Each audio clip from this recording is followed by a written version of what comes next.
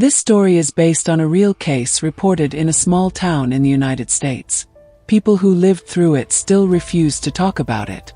And those who do say the same thing. The house never forgets.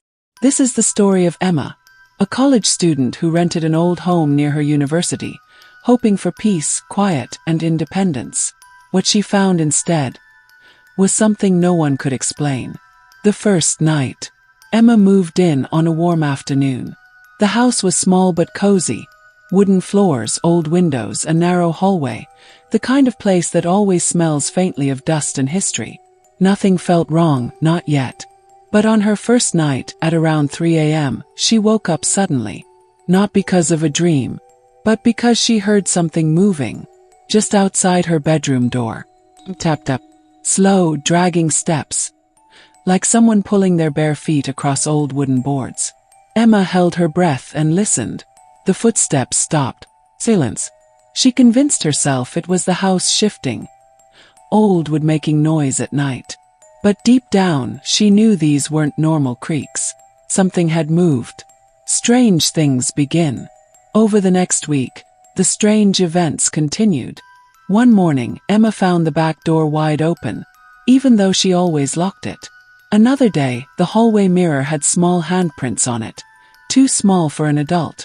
Her jacket, hanging on a hook, would fall on the floor only moments after she put it back. She called the house's landlord, an older woman. When Emma described what was happening, the landlord went silent, completely silent. Then she said, in a shaky voice, "Just don't worry about it. The house is old." But her tone didn't match her words. She was hiding something. The locked room. At the end of the hallway was a tiny door.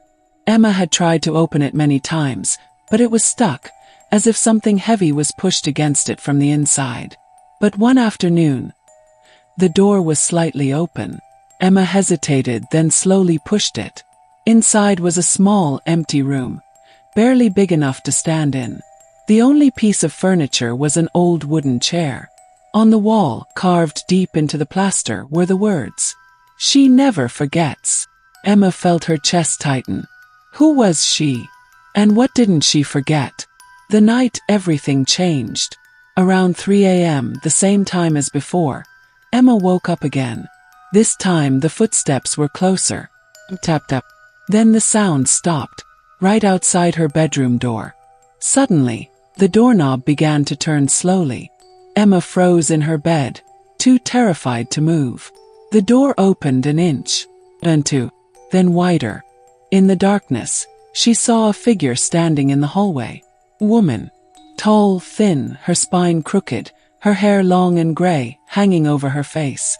Her skin was cracked, dry, like old paper left in the sun for years. A whisper leaked out of her mouth, fragile and broken. "Where is my daughter?" Emma's heart pounded so hard she thought it would burst. The figure stepped closer, and with every step, a cold, rotten smell, like wet earth, like graves, drifted into the room. Emma grabbed her phone, and its flashlight lit up the figure for a split second. And in that moment, she screamed. The woman's eyes had no eyelids. Wide, unblinking, staring as if she hadn't slept in decades. Emma bolted out of the house barefoot and ran down the street until she found help. She never went back. The real history of the house. Later, police and neighbors told her the truth. Years earlier, an elderly woman had lived in the house with her young daughter. One day, the girl disappeared without a trace. The mother slowly lost her mind.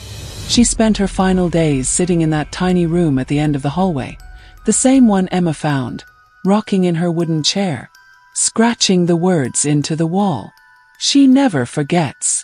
When the woman passed away, her body wasn't found for 3 weeks. And ever since then, every tenant who lived there reported the same things. The footsteps, the whisper, the same question. Where is my daughter? Some tenants claimed the spirit only appeared when someone lived alone, as if she was searching for someone she lost. Ending. Emma moved to another state and refused to talk about the house again. But sometimes, when she wakes up at 3 a.m., she swears she can hear it again. That same sound. Tap tap. As if something is still looking for her. Still searching. Still remembering.